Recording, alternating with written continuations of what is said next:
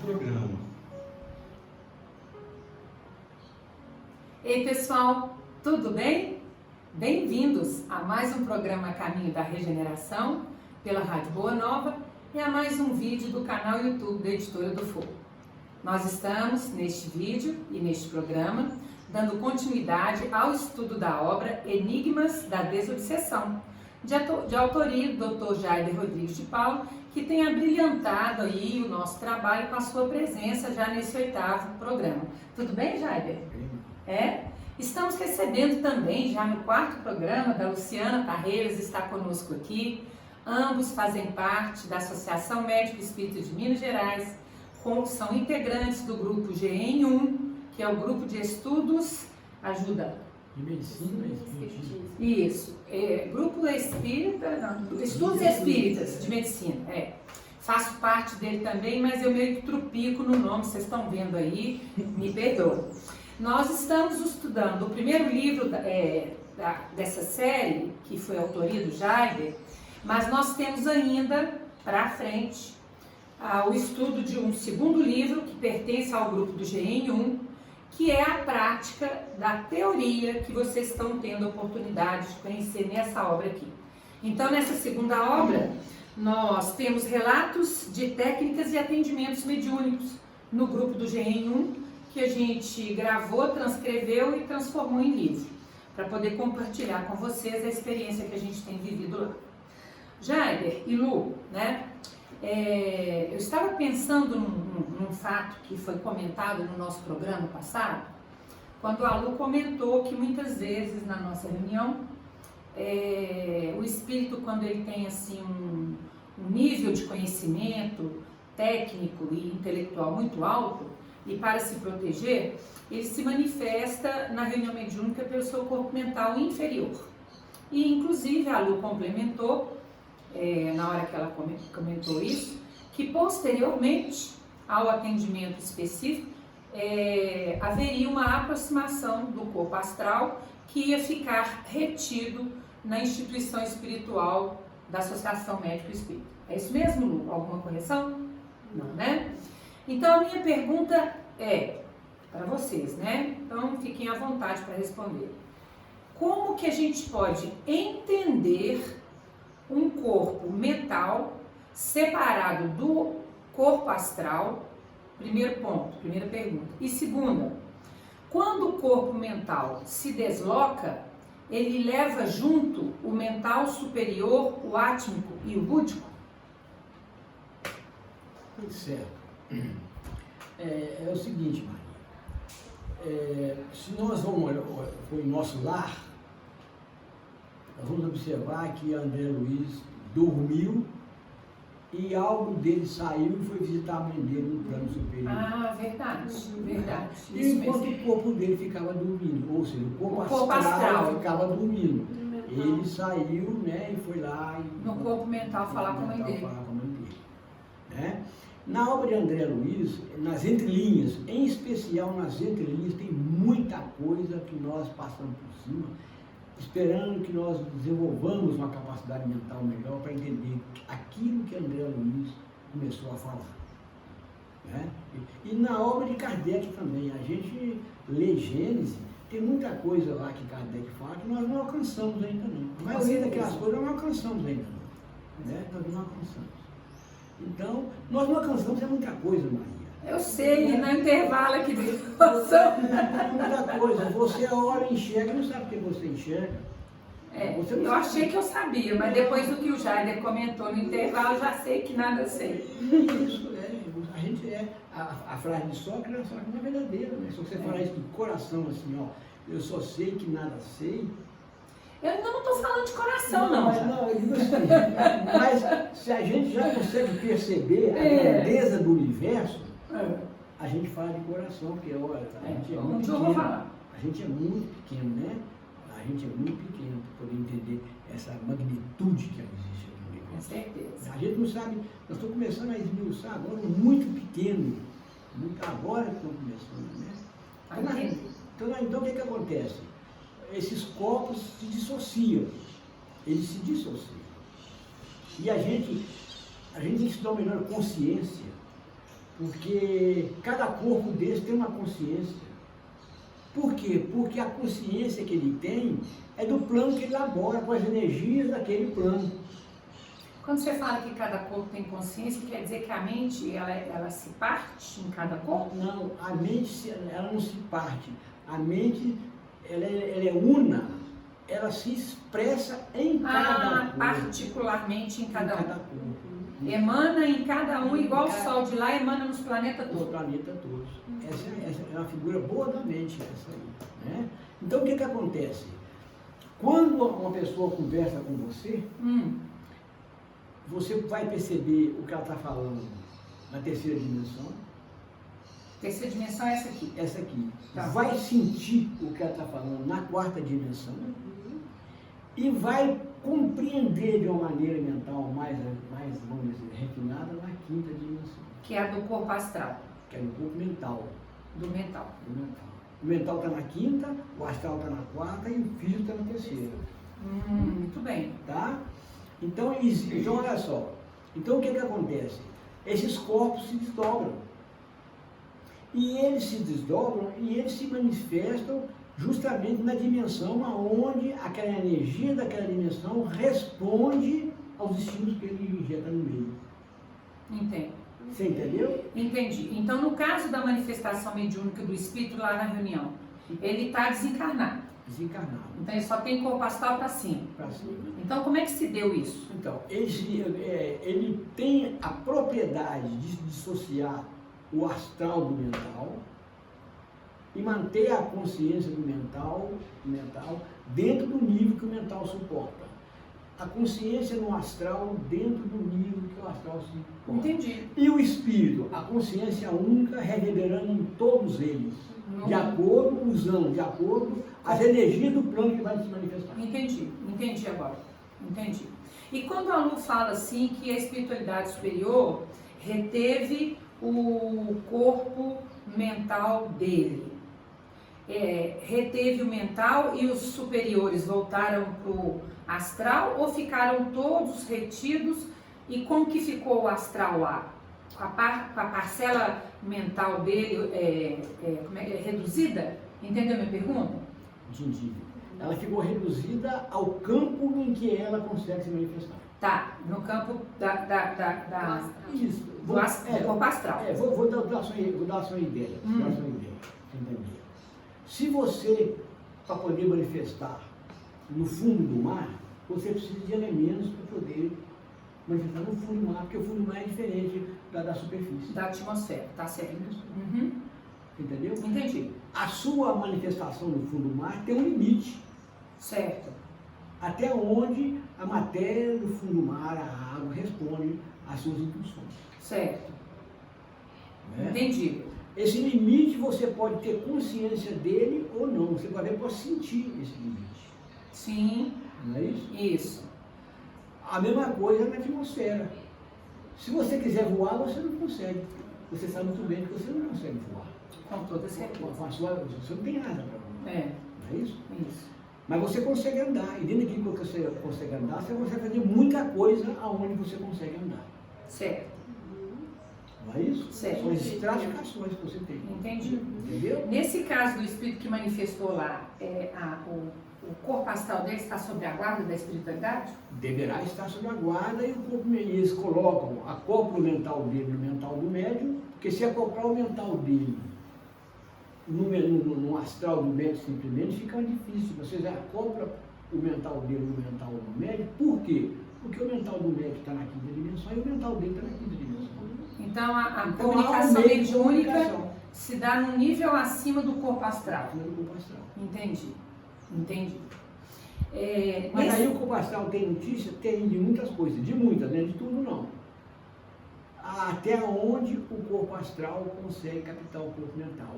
Aonde? Na interfase entre a quarta e a quinta dimensão. Tá, então vai uma pergunta aí para vocês me ajudarem. Nessa área eu acho melhor. Não, às vezes vocês vão nós estamos aprendendo junto aqui. Se o espírito ele sabe que ele vai ter essa limitação reduzida lá no corpo astral e ele quer manifestar só o mental para se proteger, ele não está sendo assim contraditório nisso, não? Ou ele não sabe que a espiritualidade é capaz de prender o mental inferior dele no ambiente da reunião? Bom, os mais, vamos dizer, mentalmente evoluídos, que seriam os chefes, vamos dizer assim, né? Uhum. A cúpula, o staff, Tá. esses sabem muita coisa e escondem dos subordinados. Os subordinados são muito mantidos em nível de emoção, nas ilusões. Por isso que aqueles que são mais aquinhoados mentalmente, manda primeiro os batedores dele. Entendi. Os subordinados. Para poder sentir o ambiente. Uhum. Porque eles sabem que tem uma força muito superior acima deles. Eles conhecem disso. Entendi. E essa reintegração do perispírito com o corpo mental e os demais, ela é monitorada pelos amigos espirituais que regem a reunião. Os amigos espirituais monitoram tudo. Nós somos meros instrumentos, bons, médios ou maus instrumentos. E aí nós temos que fazer ressalva, médios e não médiums. E como é que eu vou ser um instrumento melhor se eu seguir aquilo que Kardec falou, espírito, abaixo, meu andamento, segundo instruí-los. Agora, se eu procuro ter sentimentos, mas não me instruo, como é que a espiritualidade superior pode passar informações que eu não tenho substrato para absorver? Entendi. Tem que estudar e preparar o intelecto para entender o que está acontecendo. E o que acontece com muitos de nós espíritas? Muitas vezes nós contestamos coisas que eu não aceito em nível emocional, porque em nível racional, mental, eu não tenho capacidade, porque eu não tenho acervo de conhecimento para poder digerir aquilo. Então a gente primeiro reconhece a nível de pensamentos e depois que a gente assimila as emoções ligadas àquele aprendizado. Aí é não dupla, né? Aí é não dupla. Tá. Agora, Jaiber, voltando aqui para a questão da nossa experiência lá na reunião mediúnica. A Lu falou daquela técnica de atendimento aos espíritos justiceiros. E dentro da classificação seguinte aqui, no seu livro, nós estamos diante dos espíritos feiticeiros. Tem, Lu, alguma diferença na didática para lidar com esses espíritos? Ou digamos assim, que essas técnicas que são sugeridas para lidar com o justiceiro, elas valem para os demais? Tem diferenças na didática, mas a gente tem percebido com a experiência que muitas técnicas, quando você entende o propósito dela, você consegue abordá-las sempre em caso de necessidade. Então, em caso de necessidade, seja em qualquer classificação do espírito, a gente consegue abordar de uma forma geral quando a gente compreende o objetivo das técnicas, né? Mas os espíritos feiticeiros em si, a gente começa da mesma forma que a gente começa os justiceiros, que é fazendo o desligamento das forças externas de sustentação. Certo. Ô Lu, você falou uma coisa aí que é muito interessante. Precisamos entender a necessidade das técnicas. Tem atendimentos que vocês fazem, né, lá na reunião, que vocês não usam técnica nenhuma? Claro. E mesmo diante de um espírito justiceiro, mesmo diante de... Vocês conseguem atingir o objetivo do atendimento sem a obrigatoriedade da técnica? Sim. Sim. E o que te determina isso? Como que você sente que vai precisar ou não da técnica num diálogo fraterno? É interessante essa pergunta sua, porque esse trabalho de parceria entre o dialogador e o médium, quando ele trabalha de forma consciente, ajuda muito o dialogador, dando segurança da forma de proceder no atendimento, sabe? Então, o dialogador que está trabalhando de forma ativa e consciente na atividade mediúnica, o mentor geralmente consegue comunicar, e até o dialogador, a forma de proceder. Então, né? O dialogador intui, o médium intui, o médium fala o que está sentindo, o médium fala consegue captar o pensamento do espírito comunicante e a emoção do espírito comunicante. Então, peraí, Lu, você está dizendo que antes de entrar no trabalho mediúnico, o médium descreve o que está percebendo para o dialogador? Sim. Porque isso não é uma prática muito comum, não, né, Lu? Isso é um treino. Porque assim, das reuniões que eu já participei, isso é muito raro. Então eu queria que você falasse um pouquinho mais para nós sobre isso. Esse trabalho de parceria realmente não é muito comum. A gente tem relatos de médiuns do nosso grupo que falam assim, aqui eu faço assim, lá eu faço de outro jeito, né? Porque realmente não é muito comum. A gente tem o hábito de fazer esse treinamento de mediunidade, do médium ser mais participativo, ser mais consciente, ser mais ativo na manifestação mediúnica, e isso dá muita segurança para o dialogador. Então eu vou falar assim, uma experiência como dialogadora, porque o trabalho ele ocorre como uma parceria, né? Muitas vezes, se você está do lado do médium e de repente começa a manifestar um espírito gritando, raivoso, né? Você fica às vezes sem saber como abordar, né? Aquela entidade. E quando você está nesse trabalho de parceria, onde o médium consegue relatar antes da manifestação mediúnica o que ele está vendo, o que ele está sentindo, ele dá ali, naquele relato, os indicadores de como o dialogador deve atuar. Tá. Todo médium pode ter essa capacidade? Nós temos visto na nossa reunião que sim, todos os médiums, quando treinados, às vezes eles chegam desacreditados, eles conseguem chegar nesse patamar aí. Eu acho isso muito importante, sabe, Lu? Porque é uma mudança de uma referência, de um padrão. E assim, é uma mudança que favorece a capacidade de trabalho do grupo como um todo. Eu fiz essas perguntas todas para a Lu porque eu não tinha esse hábito, né? Eu adquiri ao entrar para o grupo do GR1. E assim, a gente sente que a espiritualidade, quando nota essa predisposição do médium de ser parceiro do dialogador e da espiritualidade, né, Jair? Porque eu acho que aqui a parceria é muito além do que a gente percebe, favorece o êxito do trabalho. Com certeza. Né? Então, assim, eu acho importante. Mas voltando à pergunta original, como que você identifica que se você precisa ou não de uma técnica? Nós temos que lembrar de sempre ouvir o espírito. Muito bom. Sempre ouvir. Então ele chega, você não vai aplicando técnica ali, né? Então o primeiro passo que você dá ao início da manifestação, se possível ouvir o relato do médium, né?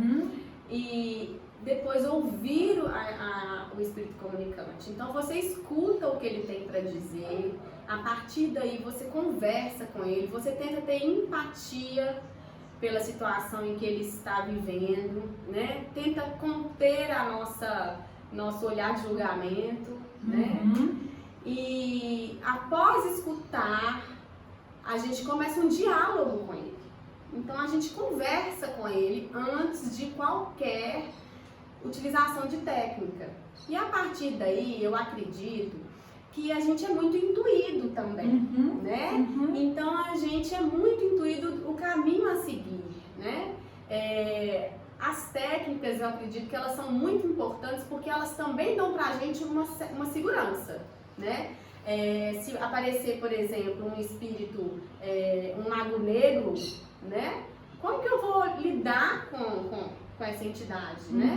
Com tamanho conhecimento e capacidade mental. Então eu já sei alguma tratativa com ele, eu sei alguma abordagem, mas eu nunca vou deixar de escutá-lo. Entendi. Quando você fala assim que inicia um diálogo, a sua intenção é de convencimento ou é uma intenção de entendimento? É uma intenção sempre de entendimento, sempre. Entendo. Nunca de convencimento. Entendi. Sempre de entendimento. Isso é importante, né? Porque não interpõe barreiras. Sim. Né? Na comunicação com o espírito. Muito bom. Jair, você gostaria de complementar alguma questão dessas que a Lu trouxe? Bom, A Lu falou uma coisa muito interessante. As técnicas são um auxiliar.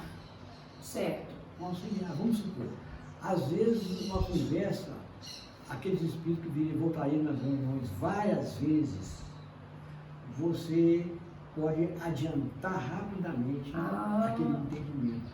Vamos supor, um espírito que é muito racional, você vai trazer com a técnica ele daqui para aqui. Da mente para o coração. Você vai tirar ele do campo, o campo dele é o campo racional, da lógica. Você vai tirar ele da lógica e botar ele no sentimento. Às vezes é muito sentimento, você vai tirar um pouco do sentimento e botar na lógica. Entendi. E você usa o quê? Usa a técnica ativando os chakras responsáveis. Como que é essa ativação de chakra? Como é que se dá?